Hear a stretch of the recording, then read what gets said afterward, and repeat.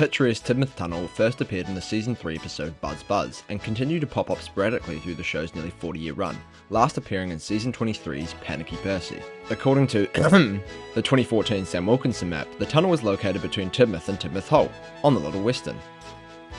Interestingly, despite the Season 3 and the CGI version of the tunnel being virtually identical, when it first reappeared in Season 7 the location's appearance was completely altered, with the tunnel portal itself being an entirely new model, a far cry from the look of its original basis, the Tweeton Tunnel on the Great Western Railway.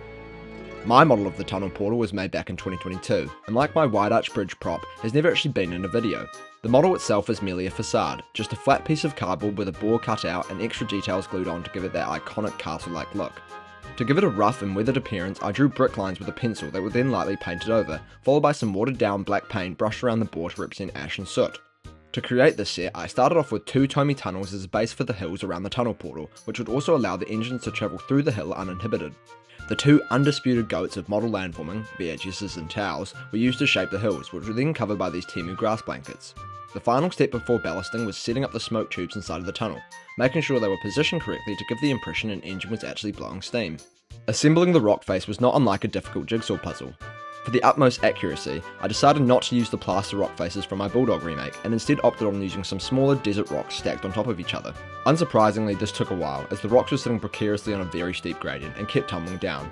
Fortunately though, there were no major disasters, and once I had finished building the wall up, I dusted the rocks with some bushes to cover any gaps or cracks. After placing down some tinfoil to act as the duck pond, I placed some fine desert rocks alongside the water to indicate where the riverbed is. Being an early autumn scene, I started with some fall bushes and shrubbery for set dressing.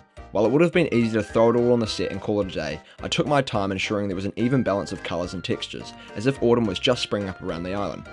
I contrasted this with my usual mix of green shrubbery, then added a range of colourful trees behind the hills to create depth, giving the impression of a large forest. Now, with those final touches, Tidmouth Tunnel is finally complete. The Tidmouth Tunnel is definitely one of my favourite Season 3 sets, alongside classics such as the Three-Way Road and Tidmouth Halt. Building this set was a tricky but rewarding process, and I'm glad I was able to put my own spin on things with the sunset lighting and the autumn colours. Now, the real question is, do you guys think I've improved since 2018? Thank you all for watching. Please let me know if you want to see more shorts like this in the future, and don't forget to like and subscribe.